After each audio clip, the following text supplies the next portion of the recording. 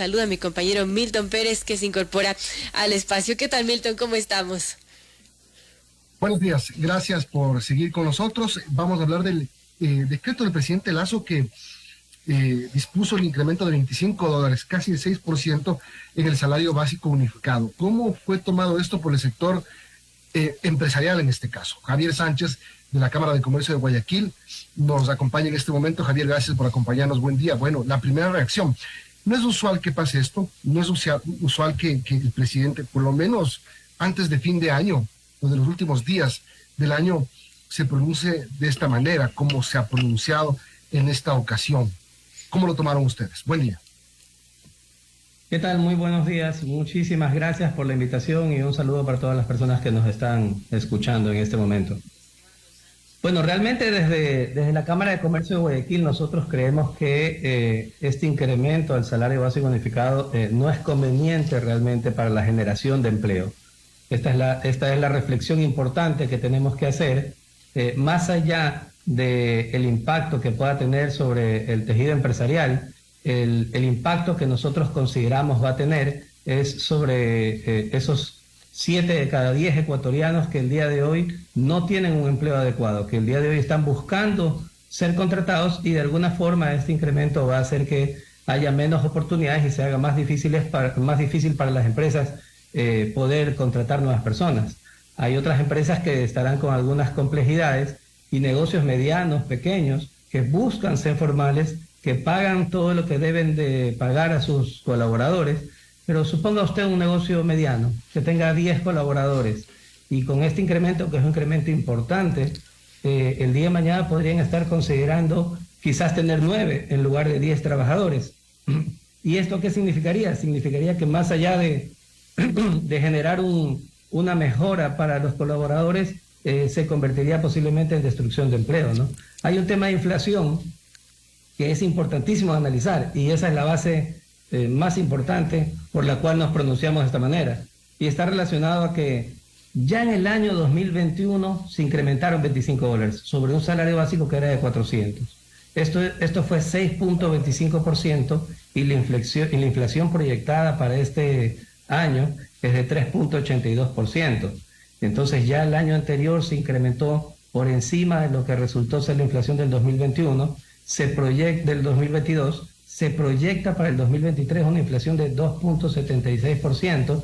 Entonces ya con el incremento que se hizo para el 2022 es suficiente, y es un tema que debe ser, digamos, decidido desde el punto de vista técnico para que no hayan estas implicaciones como las que comenté al principio.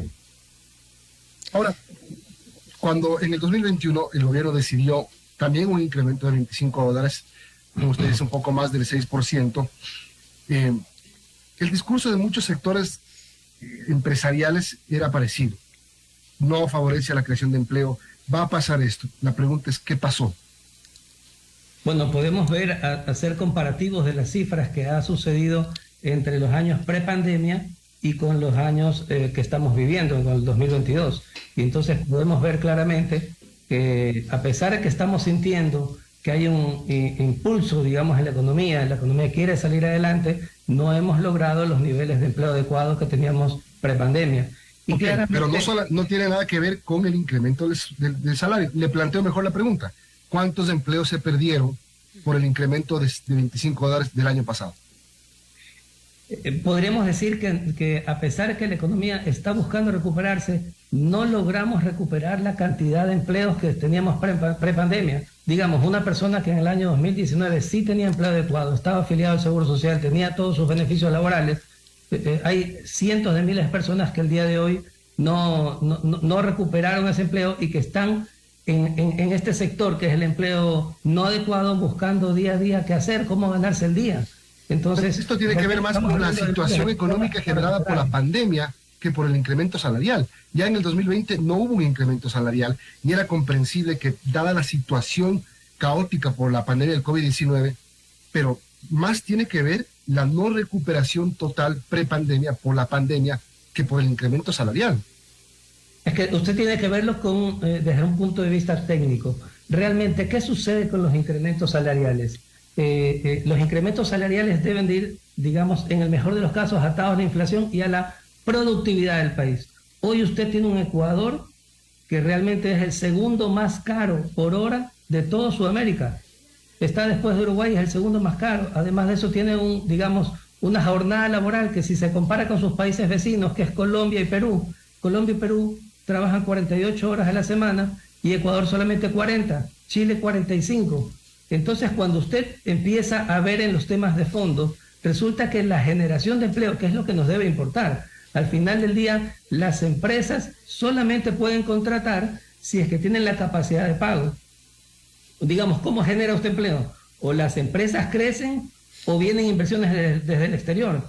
Pero si usted tiene un país poco competitivo, un país caro, un país con el cual tiene algunas, digamos, dificultades, donde están ciertas inestabilidades tributarias, inestabilidades políticas, y ahora le suma nuevas dificultades desde el punto de vista de competitividad, no va a ser atractivo para las inversiones. Y lo que nos tiene que preocupar por el país es la generación de estos nuevos empleos, que al final del día se convierten en una clase media que consume y que se revierte en beneficio de toda la economía, ¿no?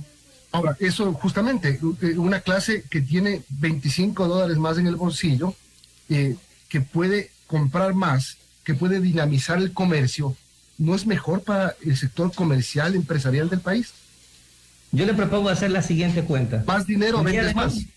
Sí, yo le propongo hacer la siguiente cuenta. El día de hoy, digamos, hay 3 millones de ecuatorianos con empleo adecuado. Multiplica usted 3 millones por los $25 que estamos incrementando, 75 millones, y divídalo para los $25 incrementados, por los $425 del salario. Usted hubiera podido generar 176,000 nuevos empleos. Y usted, si ve las cifras del INE, en las cifras del INE, la cantidad de personas que se consideran formalmente desempleadas, es decir, aquellas personas que no tienen un ingreso ni por empleo adecuado ni por empleo no adecuado, son 350,000.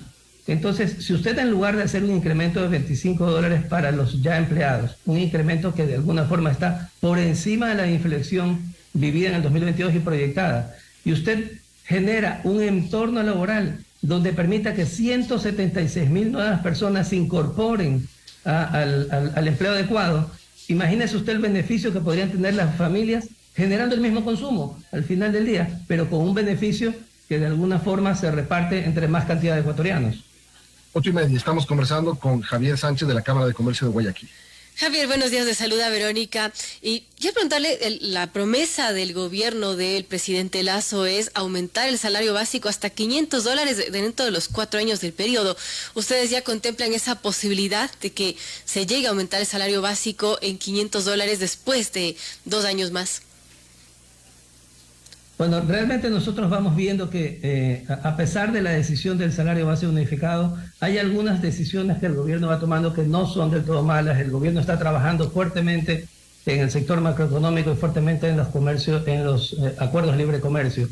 Entonces, digamos, eso nos deja una esperanza de que, a pesar de de este ofrecimiento, las decisiones futuras sean técnicas, porque en el camino el beneficio para el país será superior.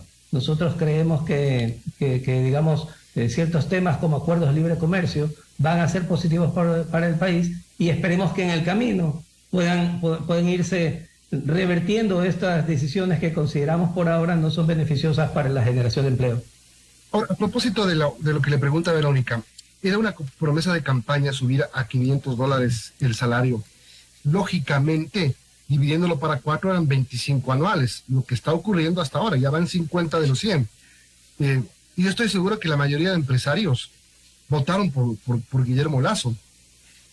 Ya sabían lo que iba a pasar, porque se supone que una promesa de campaña se debe cumplir, y esta por lo menos se está cumpliendo. Bueno, ahí realmente a mí me gusta decir lo siguiente: lamentablemente la economía no entiende de política. Y no solamente en este gobierno, hay, digamos, varios gobiernos de los últimos años que han hecho algunas ofertas de campaña, y estas ofertas de campaña no siempre van de la mano con los beneficios para la economía de nuestro país.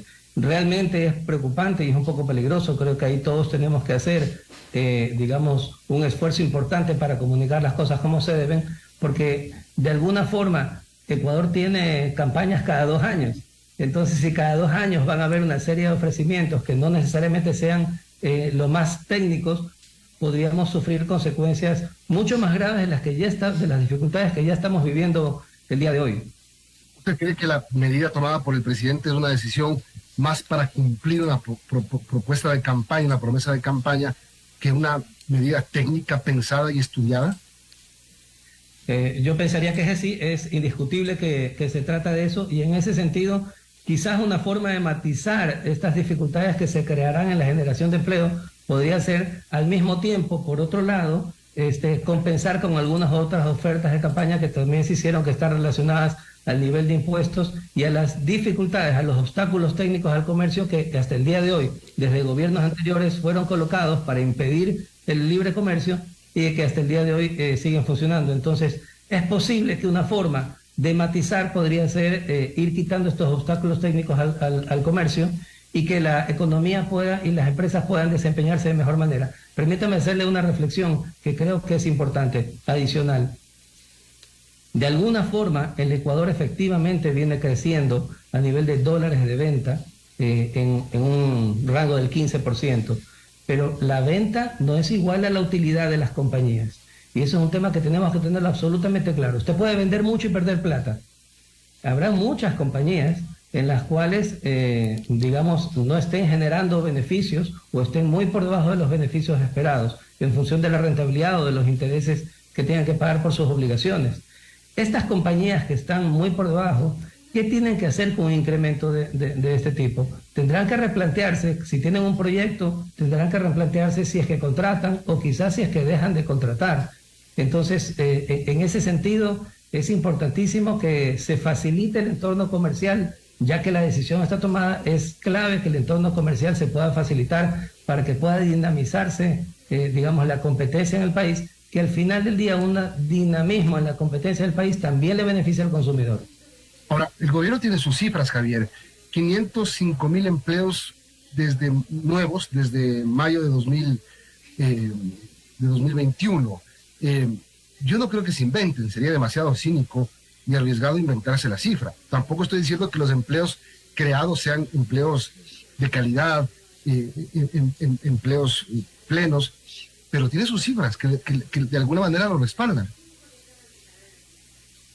Venimos de unos años de pandemia, en donde, digamos, el empleo adecuado estaba bastante por debajo. Hoy estamos en 35% de la población económicamente activa con un empleo adecuado, pero en el 2019 estamos en 38%. A eso me refería yo cuando le decía que todavía no hemos llegado a los niveles prepandemia. Efectivamente, se va generando algunos empleos en el 2022, pero si usted el día de hoy hace un incremento que no es técnico, que está en 5.5% en función del salario básico actual, lo que va a generar en el camino es una desaceleración de esa generación de nuevo empleo adecuado, y es posible que en algunos casos inclusive se destruya empleo, como lo dije al principio.